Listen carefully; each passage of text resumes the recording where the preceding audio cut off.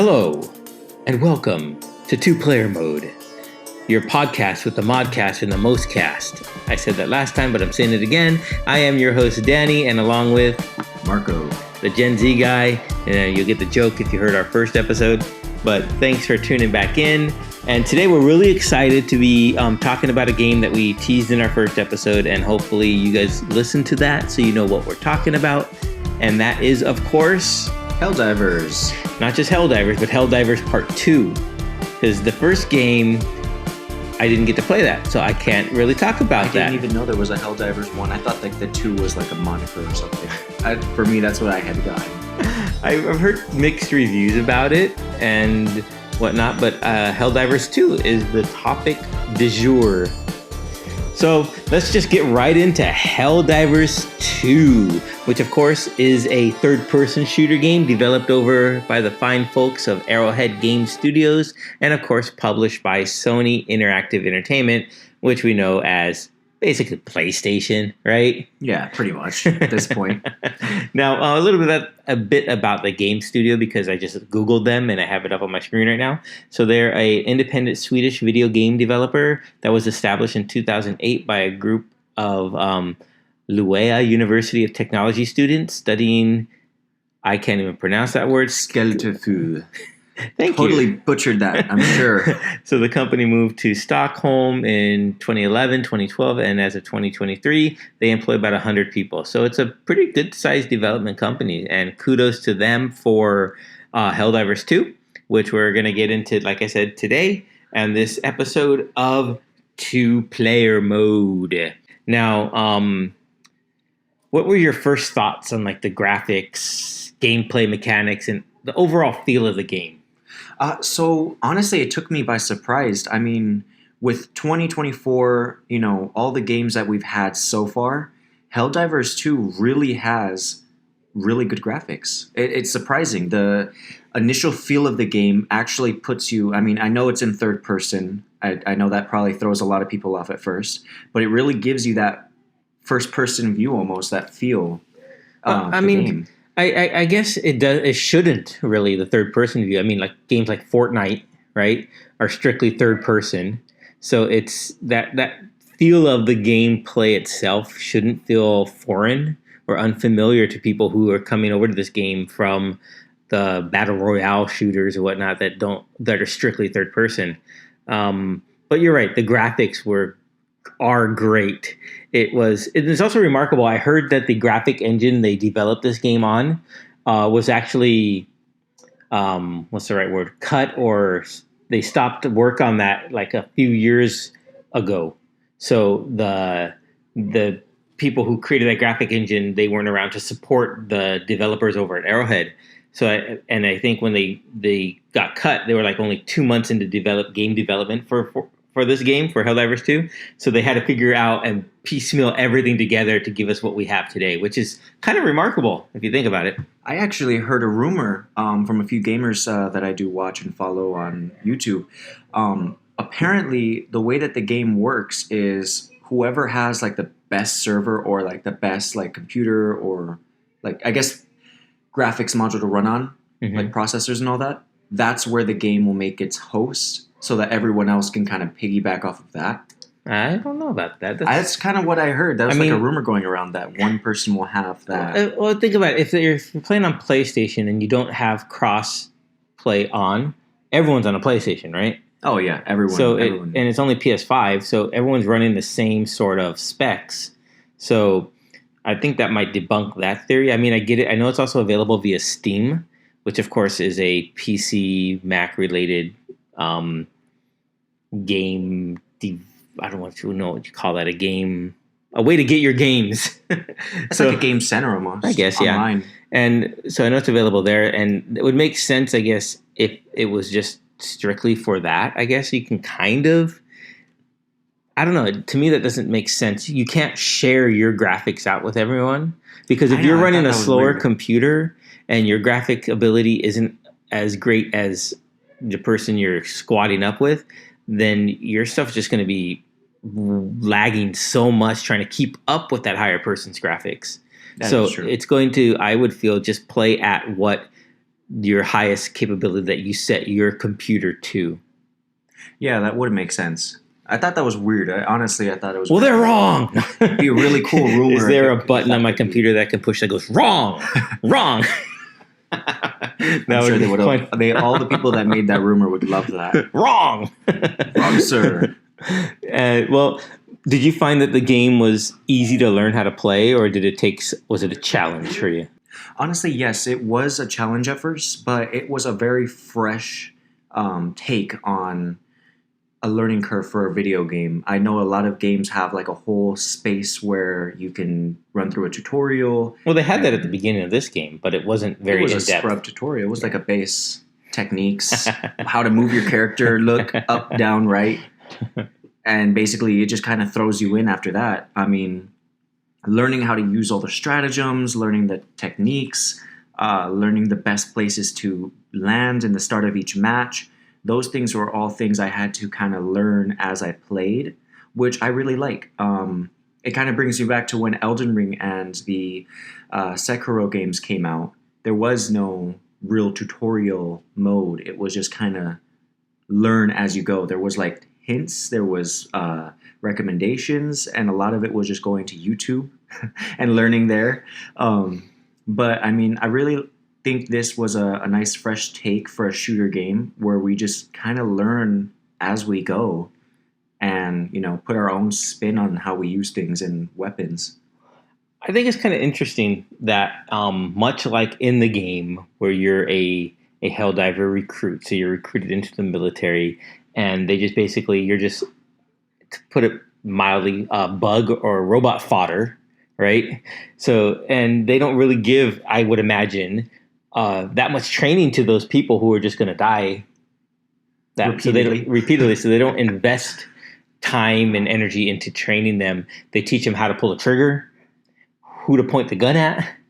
And I think that's also mimicked in our learning curve of the game. So we're not taught that. We're taught the basics of who to shoot, how to pull the trigger. And then as we progress and we learn more in depth about how to use the different, like you said, stratagems and strategy and how to manipulate your games and your controls better, it gets easier. So I think that mimics real life there, especially if you lived in the super Earth. Yeah, no, honestly, there were things that I had learned in Helldivers 2 that I didn't even know in the beginning of the game that you could do. It doesn't even make it like remotely noticeable. Some of the side missions, for example. Yeah, they don't mention any of that. Yeah, they don't. They don't point it out at the end when you see like the little your recap of the mission, and then you see stuff that you could have done. You're like, oh. Some of those things don't even show up on the map. Right. You have to go and explore with your limited amount of time, resources, ammo, and try and complete those things. And it's really like, it puts a lot of pressure on each player. So let's talk a little bit. We talked a little bit about Super Earth and the lore there. Is there any sort of like controversy or controversial takes you've heard about Helldivers 2? Honestly, so far, most of the takes I've heard are all positive. I haven't really heard anything negative going towards it. Not positive or negative. I mean, more like I told you once offline or out of this, is that the humans are the bad guys or stuff like that. Yes. Definitely have heard that thrown around a lot, and I've done my own little investigating into those things. But yes, I do hear a lot that it's very possible we might be the bad guys. Super Earth might be, Well, I mean, if it kind of makes sense. I mean, humans even on regular Earth are destroying Earth and are the bad guys here in a sense. So why would it be any different on a Super Earth, right? And all of this is just a theory for all those Super Earth enthusiasts. We're not traitors. I like the theory that you talked about once, and it's just a fun little idea, notion. Well, I mean, I guess it couldn't be fun if it's true. Is that it's more of like an Ender's game? Yes, that was my original thought, or the feel of this game. It brought me back to Ender's Game, where we're being, deployed the same way Ender was, and they're using us to push on their diplomatic movement out in outer space without us even knowing it, the same way Ender's Game was. Right. So imagine that we're controlling humans in a way. I don't know how we control humans. It would make sense that they're robots or pilots, right? But we're controlling these lives of these people and we're getting them killed, and it's actually really happening, like in Ender's Game. That'd be kind of crazy. I think of it as like there's a film from the 80s called The Last Starfighter. I'm not sure if you're familiar with that movie or not. I remember The Last Starfighter. So this is more like a recruiting video game for a outer space war that's currently raging, and the best of this game are going to get recruited and zapped up into an intergalactic war. So that'd be kind of interesting. Yeah, no, that's exactly how it feels. Like the best of the best are chosen through this game. It's just really the feel. This game really brings on a combination of multiple movie genres and different gaming genres, really, and it just puts it all together. Well, movie genre. I mean, the most one that it's most similar to, I would say, of course, is Starship Troopers, and I love that comparison because that movie was a favorite of mine growing up. It was just such a great, different take on, us versus them type of deal. And do you want to learn more? Yeah, no, definitely. I definitely feel it does pull a lot from Starship Troopers. Honestly, one thing I did notice a big comparison to was Star Wars. I've noticed my sisters playing the game have said a lot of the outfits and ship designs remind them of Star Wars. And I've noticed a lot of other gamers are saying that it does remind them of like a Star Warsy feel to like some of the cosmetics. I don't get that. I don't get Star Wars. I get more Dune. I get more what's the other one? Like almost like a RoboCop or something. I don't get Star Wars. I mean, I guess I kind of do if you're looking at it from like the Clone Wars or Bad Batch or some of the Stormtrooper designs. Then I can kind of get the Star Wars references there. But since everyone you meet, of course, is in a suit of armor, you don't really get the facial expression, of course, except for the people that are on the ship. That's the only ones without helmets on. The foot soldiers, the cleaning crew. Yeah, the cleaning crew. So we can get a Helldivers to Bottom Decks, kind of like the Star Trek series that's out there, the animated one. So there's a deep dive for you. But I want to Helldive? Yeah, Helldive. There you go. A deep Helldive. Speaking of deep Helldives, what about the multiplayer aspect of it? Do you like playing it more as a solo mission? Do you think it has to be played cooperatively? What are your take on that? Honestly, this game really gives me a necessity to play with other players. As some missions I do, I like playing alone. I play a lot of solo games. I feel like I can get it done myself. But in this game, I really feel the need to have someone there to back me up when I'm being swarmed or overwhelmed. And it just makes a lot of missions easier when you have one other person at least to help you do things while you're trying to get these missions done. You have, the Terminids and the robots all attacking you all at once. And you're trying to complete missions while, typing on keyboards. It's, it can be overwhelming. I think they really made it a necessity not to just be a solo star in this game.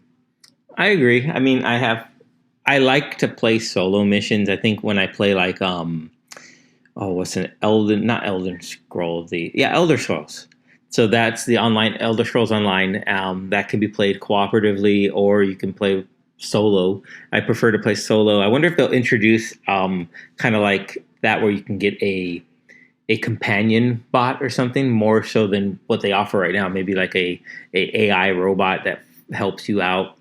Kind of like what Fortnite introduced with the bot system, but it's a cooperative bot. So that'd be interesting. That way you don't have to tackle every mission alone, even if you don't feel like playing with another real person. Although they do encourage, I think the game does encourage the multiplayer aspect of it, especially for making the missions easier. Yeah, I feel like it really streamlines it, and it has it in every single person's ship. 4 drop pods right there at the front. So no matter what you see, you're missing 3 other people. So also within the world of Helldivers 2 universe, there I read online that there's a guy whose sole job, his job role is called Game Master, and he stays up late at night into the night, and he reinforces the automatons or reinforces the bugs. I forget their names, and that's his sole job, is to go in there, see how the tide of the war is going, and he's kind of like a dungeon master in a way, but for this game, which I think is really cool, and I want that job. So if you're hiring, let me know. I can do that. That sounds like a lot of fun. But sounds like a lot of fun. Have you noticed any sort of like community events that happen where, I know like with like the whole Pokemon Go, there used to be like, battles and stuff where you go try to take down one of the big Pokemon bosses. Has there been anything like that on this game? Yes, quite a bit. When you're loading in and you're on your ship, you're on the main hub and you're getting ready to pick a mission, or when you're going into your options menu to look at your stats, there is major world events which will pinpoint, planets and locations that are dealing with like automatons attacking, and terminids are swarming, or they're trying to get a piece of armor. And it's like everyone's job to go and help these planets or these locations. And there's, major orders, which are like the weekly event or weekly missions kind of for everybody. Mm-hmm. So you hunt a specific type of terminid or boss, or you trying to liberate a planet, and everyone's, efforts help. And you get huge rewards from those. Sometimes, the 50 medals, which can be really helpful trying to complete that battle pass. And then there's the personal missions, that personal orders that they have there, where it's like hunt down these bile titans, and you get like a large sum of rewards for those too. Nice. And those change, as long as you're looking at that and you're keeping up with that, those will change, and you'll notice that those have like a really big impact on your gameplay overall. Following up on that, they also have planetary weather effects that change with these events too. I've noticed that they're tied to the events, not just on each planet, but tremors that will happen due to seismic events, seismic activity, and locations where we do a lot of like gathering seismic data and all that on the planets. Oh, interesting. Okay, so you're saying that the missions where they include where you have to go drill for like to get the ore, or get like seismic terrain data, whatnot, and you drill into the ore of the Earth or their planet, that has more seismic activity because of that? Yeah, I've noticed a few locations I went to, those had tremors as active. So the fracking we're doing in the world is making it more unstable. That's kind of cool. So it's like an active effect that's happening. That's neat. On this planet. That's really cool. Yeah, I think that's a really cool effect. They really put a lot of thought into just more than just the enemy and the player. It's more of the environmental, which I really enjoy games that do that. So everything's destructible. You can go there. You might not be able to hide behind a building because one of the monsters can charge right through it and destroy it and get to you. So I think the environmental effects are a really great feature. The weather is great. So if it's snowing and you're on an ice planet, you could see your tracks through the snow, and it slows you down, and you see your character picking up their legs more to kind of try to stomp through the snow. I think that's a really cool effect. Speaking on the weather effects and like the snow and the super cold and the super hot, I noticed there's another effect that it has that it doesn't always tell players. Those effects will affect your gun mechanics. Okay. So if you have like a laser type weapon, those overheat. You can have them in safe mode and unsafe mode, where they have a really big chance to explode on you. And in like super cold weathers, those take longer to overheat, so you can fire for longer. That's neat. Yeah, cool little effects that will help you or give you an edge, or put you in a super hot area where the gun will overheat almost instantly. Those can really, factor in what weapons you choose when you're going onto these planets. So do you give this game a thumbs up or thumbs down? Should people go play it? I give it a thumbs up. I highly recommend people try this game at least once. So it's an enthusiastic thumbs up from Marco for Helldivers 2. Super enthusiastic. Well, if you guys are playing this out there and you're listening to this podcast, let us know what you think of the game. Leave us a comment. Find us on socials. It would be fantastic to hear what your take on the game is. I know one thing that really bugs me before we conclude this episode is that people complain so much about the game stability. I get it, you want to play, but they're going through growing pains. The company, didn't realize how good of a game they actually had, maybe, and that it's blown up so much that their servers need buffing. They need to get more bandwidth, maybe. I don't know, but just chill on the socials about that. Relax. Go touch some grass for a little bit. Yeah, go touch some grass while you wait for your game to load. Play your game. It'll be there. Don't worry. It's not a real Ender's Game scenario. I hope. We all hope so. No, but yeah, like lay off on them. They're really doing a tremendous job. And honestly, the fact that some of the servers do crash out, I know it sucks. I have it happen, but that just reminds me how good of a game it is, because I really want to play it and I can't because everyone else wants to really play this game. There you go. So thanks everyone for tuning in. Hope you liked our take on Helldivers 2. Be sure to go find us on socials. Go find us. I'm on PlayStation. That's where I play all mine, at Dorko_Danny. You can find me over on Gohan Morningstar. And yeah, join up. Let's squad up. We can rock and roll it. Why not? So that's it for this episode. So we're saving our progress and we're closing the chapter on today's adventure. And remember, every end screen is just the start of a new playthrough. Catch you on the next level of 2-player mode.